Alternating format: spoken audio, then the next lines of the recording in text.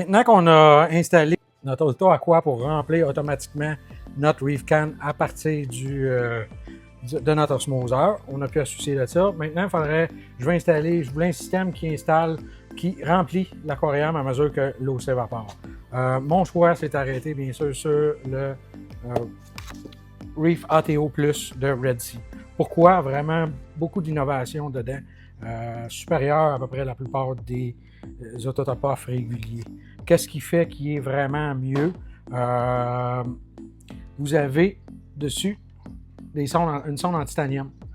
La sonde en titanium ne va pas se salir comme un œil magique, vu qu'il y a de la mousse, donc ça va toujours bien fonctionner. Ensuite de ça, vous avez 5 sondes dessus. Une sonde de niveau bas qui va vous alerter, parce que c'est connective avec le ReefBeat. Donc, vous pouvez aller contrôler, vous pouvez savoir combien que vous dosez en millilitres par jour, votre niveau d'évaporation, vous allez le savoir. Il va même vous avertir s'il y a quelque chose d'anormal qui en dose plus que d'habitude, et puis il va l'arrêter. La première sonde, donc, c'est le niveau bas. Ensuite de ça, vous avez le niveau qui va démarrer la pompe, qui est à cette sonde-là.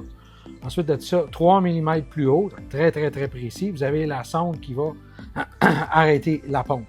Plus haut, vous avez 2 sondes, donc 2 redondances, qui vont vous envoyer en même temps une alerte pour vous dire que le niveau est trop haut, il y a quelque chose qui ne fonctionne pas. Aussi, ce qu'il y a de bien avec cette machine-là, c'est qu'il y a un leak détecteur. Le leak détecteur, vous l'installez dans votre meuble ou sur le plancher. S'il y a de l'eau à terre, il va tout couper et puis il va vous envoyer un message en même temps pour vous dire qu'il y a quelque chose qui ne fonctionne pas. On ne veut pas que ça arrive, mais si ça arrive, on le sait. En même temps, j'ai oublié de vous dire, dans la chose, il y a une sonde de température. Donc, ça va vérifier votre température et vous dire si la température, il ne contrôle pas votre chauffe-eau, mais il vous dit votre température en tout temps, que vous allez pouvoir aller vérifier n'importe comment. Ensuite de ça, votre pompe. La pompe, le dessous, c'est en rubber. Donc, pour éliminer l'évaporation, c'est très bien. Et puis, l'impeller est aussi flexible, donc ça ne cassera pas. Vous avez aussi les attaches que si vous avez besoin. Et puis, en le mettant, il y a un endroit exprès après le reefer où vous insérez votre sonde et puis elle va être fixée solidement et puis le niveau, il va être directement la bonne calibration, il n'y a pas besoin. Ensuite de ça, vous avez un anti-siphon, un siphon breaking qu'on appelle. Ça, c'est si, moi dans mon cas, si votre décante est plus basse, et puis le reef can, parce que je vais l'installer dans le reef can, si le reef can est plus haut, quand que la pompe arrête, ça peut retourner par gravité, continuer de se remplir.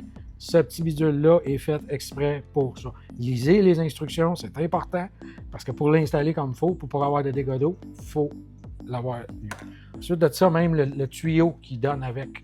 Le tuyau, c'est vraiment un tuyau de silicone qui ne va pas tout corquer, qui va vraiment faire une belle job pour faire une belle installation. Et votre contrôleur qui, lui, est compatible avec ReefBeat. Donc, l'application de votre cellulaire, la même application qui gère les lumières. On va voir les pompes plus tard, les doseurs, tout est indiqué là-dedans. Donc, j'installe ça.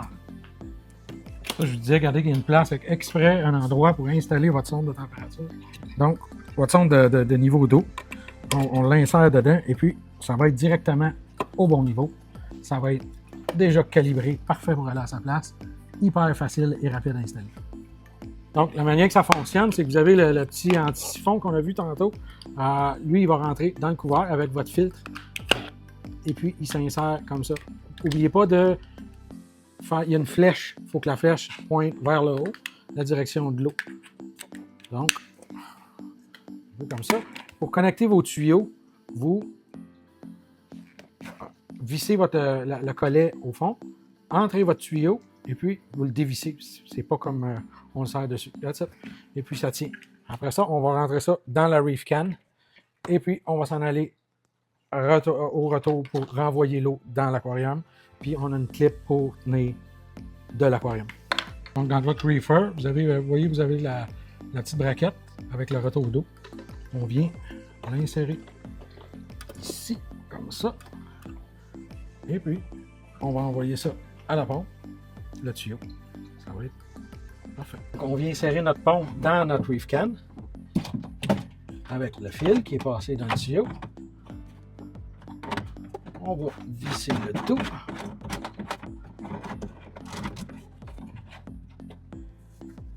Après ça, on va rentrer notre tuyau qui va alimenter, celui-là que je viens de mettre, qui va alimenter l'aquarium en haut avec la petite braquette. Et puis, c'est fait.